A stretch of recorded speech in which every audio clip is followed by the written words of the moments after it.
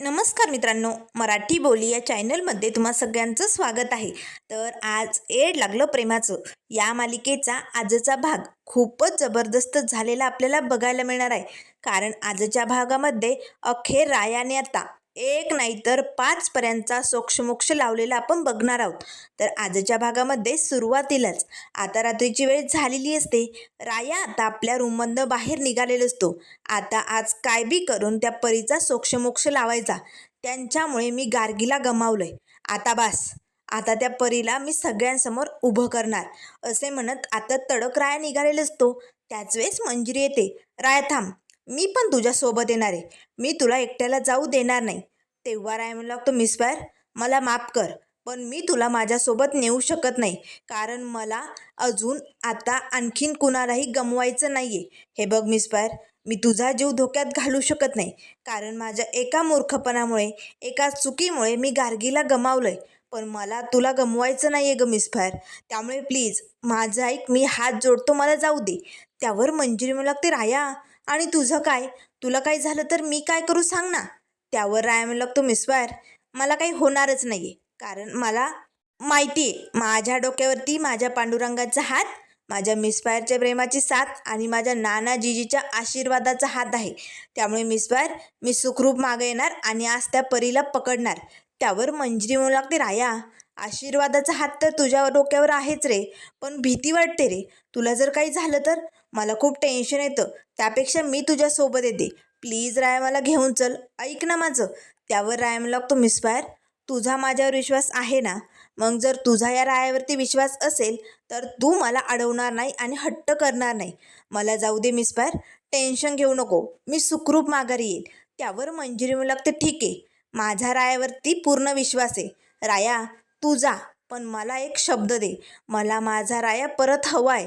त्यामुळे तुला काहीही करून पुन्हा या मिसफायरकडे यावं लागेल.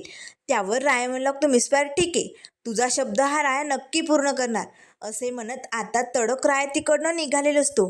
मंजिरीला मात्र खूप टेन्शन आलेलं असतं. मंजिरी लगेच धावतच आपल्या रूममध्ये येते आणि आता विठुरायाच्या मूर्तीसमोर दिवा पेटवते आणि हात जोडतच विठुरायाला प्रार्थना करू लागते. विठुराया आजची शेवटची रात्र आहे. आज राया काही करून त्या परीचा सोक्षमोक्ष लावणार आहे. त्यामुळे रायाला तुला साथ द्यायची, त्याच्या पाठीशी उभी राहायचं या, त्याला काही होऊ देऊ नको, त्याच्या सतत सोबत राहा, अशी प्रार्थना आता मिसफायर देवाकडे करत असते.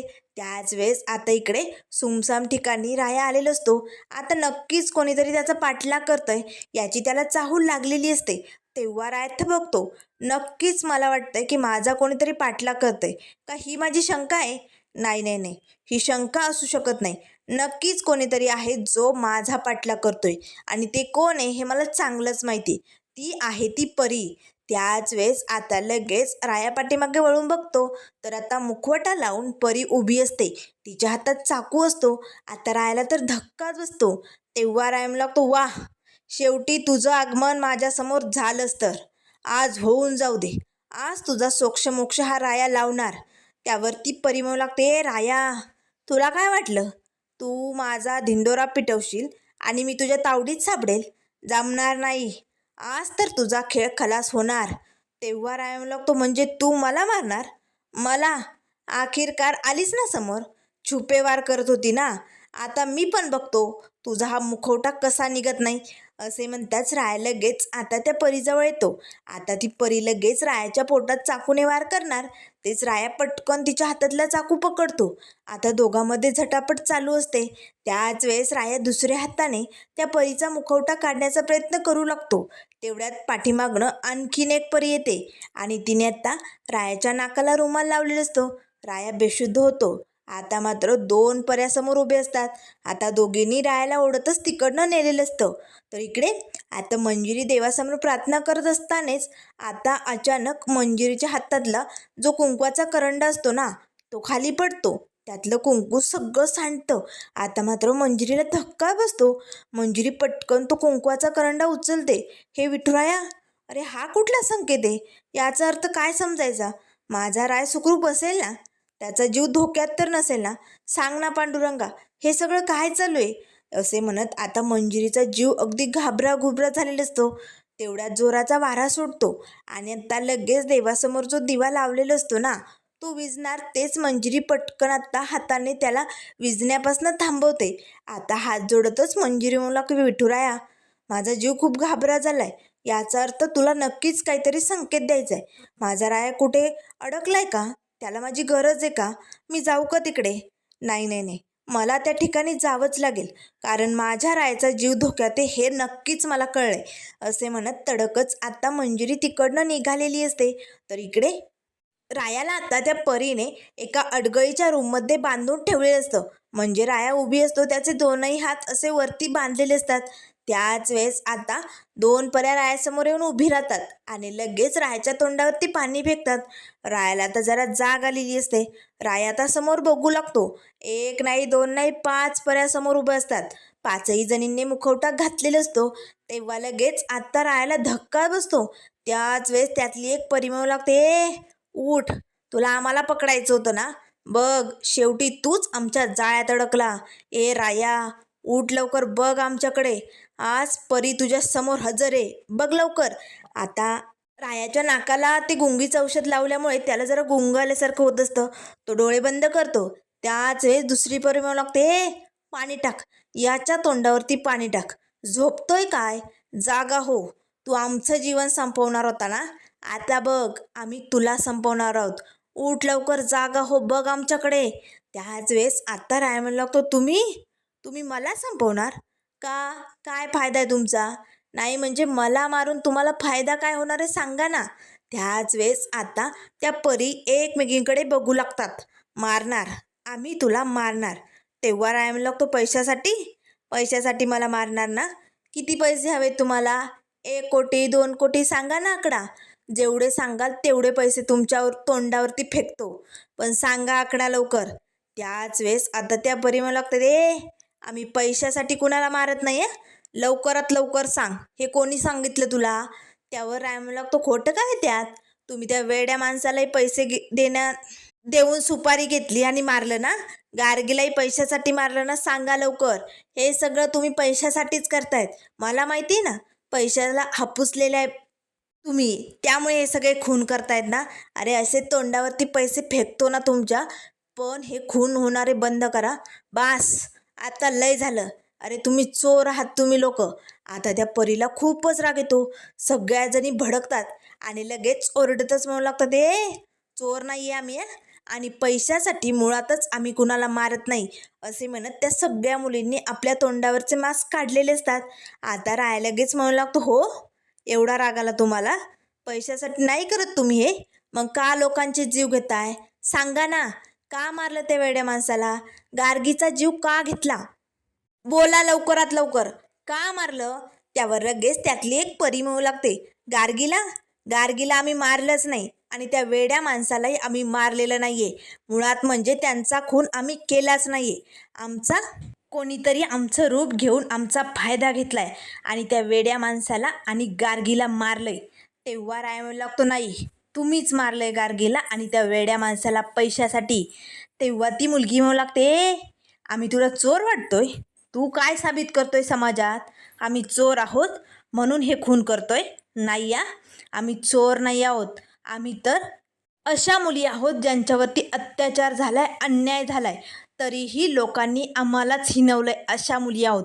आणि म्हणूनच आम्ही त्या सावकाराला, त्या डॉक्टरला, समद्यांना मारायचं ठरवलं. तेव्हा लगेच राया म्हणू लागतो, डॉक्टरला का मारलं? तो डॉक्टर तर चांगला भला माणूस होता ना.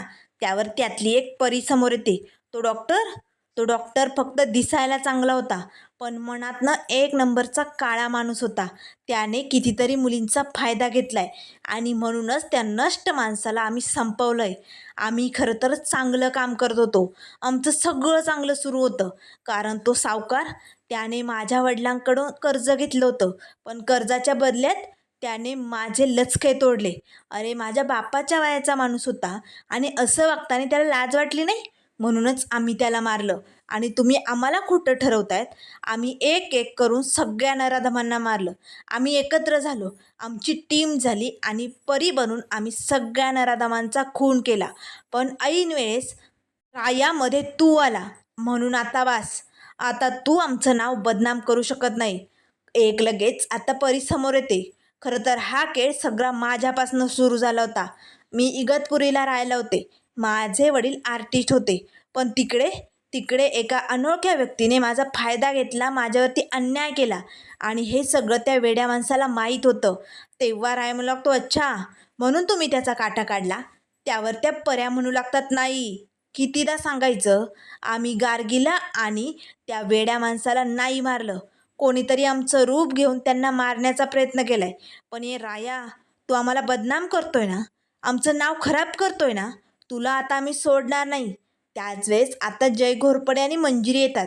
मंजिरी जोरात ओरडते, आम्ही तुम्हाला बदनाम करत नाही आहोत. आता लगेच सगळ्याजणी मंजिरीकडे बघतात. मंजिरी आणि जय पटकन रायाचे हात सोडतात. तेव्हा मंजिरी म्हणू लागते, हे बघा, रायाने तुम्हाला बदनाम करायचं कधीच ठरवलं नव्हतं. त्यावर लगेच त्या पर्या म्हणू लागतात, तू आत्ता आली, तुला आमच्याबद्दल काही माहिती नाही आहे, तू मध्ये पडेव नको. त्यावर मंजिरी म्हणू लागते, मला सगळं माहिती, मी तुमचं सगळं बोलणं ऐकलं आहे. कारण माझा राया इथे संकटात आहे हे मला कळलं होतं आणि माझ्या रायाने तुम्हाला बदनाम करण्यासाठी हे सगळं केलंच नाही. खरं तर तुम्हाला हे खून करण्यापासून थांबवण्यासाठी केलं. हे बघा, तुमचा हेतू बरोबर होता, पण तुमचा मार्ग चुकीचा होता आणि म्हणूनच तुम्हाला थांबवणं गरजेचं होतं. त्यावर लगेच राय म्हणू लागतो, हो, मिस फायर अगदी बरोबर बोलते. तुम्ही जे खून करत होता ते थांबवणं खूप गरजेचं होतं आणि कितीही प्रयत्न करून तुम्ही माझ्या हाती लागत नव्हता, म्हणून मीच हा डाव आखला. त्या वेड्या माणसाला आणि गार्गीला मारण्याचं हे सगळं नाटक मी केलं. तो वेडा माणूस मला आधीच सगळं सांगून बसला होता. आता लगेच ते क्षण इथे राहायला आठवतात. त्या वेड्या माणसाने सांगितलेलं असतं, तो डॉक्टर चांगला माणूस नव्हता, तो एक नंबरचा भामटा नीच माणूस होता आणि म्हणूनच त्या पर्या हे सगळे खून करतायत. हे सगळं सत्य त्या वेड्या माणसाने मला आधीच सांगितलं होतं. पण तो खूप घाबरला होता, कारण तो डॉक्टर मला कधीही मारून टाकेल. माझा जीव वाचवा हो सर, माझ्या या जगात कोणीच नाही आहे मला सावरणारं. त्यावर राय म्हणू लागतो, ठीक आहे, पण तुला काही दिवस वेडा होण्याचंच नाटक करावं लागेल. हे सगळं आमच्या प्लॅननुसार ठरत गेलं आणि मग त्या वेड्या माणसाला आणि गार्गीला मारण्याचं आम्ही नाटक केलं. खरं तर त्या दोघांना बेशुद्ध केलं गेलं होतं, जेणेकरून तुम्ही समोर याल, तुमचा इगो हट होईल, यासाठी आम्ही हे सगळं केलं. आणि बरोबर तुमचा इगो हट झाला आणि तुम्ही माझ्या समोर आलात, कारण मला तुम्हाला थांबवायचं होतं. त्याच वेळेस आत्ता जय म्हणू लागतो, आणि त्यापुढचा सगळा प्लॅन माझा होता. रायाला तुम्ही किडनॅप केलं हे मला माहिती होतं, कारण नक्कीच रायाच्या जीवाला धोका असू शकतो. म्हणून मी रायाच्या पाठलाग करतच त्याच्या पाठीमागे होतो. मी त्याचा फोन ट्रेस केला आणि मग मला इथला पत्ता मिळाला आणि मी लगेच रायाला वाचवण्यासाठी इकडे आलो. आता मात्र रायाने आता या पाचही पर्यांचा सोक्षमोक्ष लावलेला असतो. तर त्यानंतर मित्रांनो, पुढील भागामध्ये आपल्याला बघायला मिळेल, आता या पर्यांचा सोक्षमोक्ष लागल्यामुळे ही केस फायनल झालेली असते. त्यामुळे आता इथे रायाला वर्दी भेटलेली असते. रायाचं स्वप्न पूर्ण होतं. आता रायाचा शपथविधी होताच आता अगदी वर्दीत ऑफिसर बनून राया लगेच जय मंजिरीसमोर येतो. तेव्हा जय आता रायाच्या हातात हात देतो, म्हणू लागतो, वा, आता झाला पोलीस ऑफिसर. आता काय, रायाच्या समोर कुठलाही गुन्हेगार टिकूच शकत नाही, हो की नाही? तेव्हा राय म्हणू लागतो, हो, मी वाकणारही नाही आणि झुकणारही नाही, सगळ्यांना बरोबर धडा शिकवणार, कारण मला राया म्हणतात. आता मात्र राया मंजिरी कसे एक होणार, गार्गी त्याच्या आयुष्यातनं निघून जाणार का, हे सगळं आपल्याला बघायला मिळेल. त्यामुळे मित्रांनो, अशाच मालिकेंच्या अपडेट पाहण्यासाठी चॅनलला लाईक करा, सबस्क्राईब करा. व्हिडिओ पाहिल्याबद्दल धन्यवाद.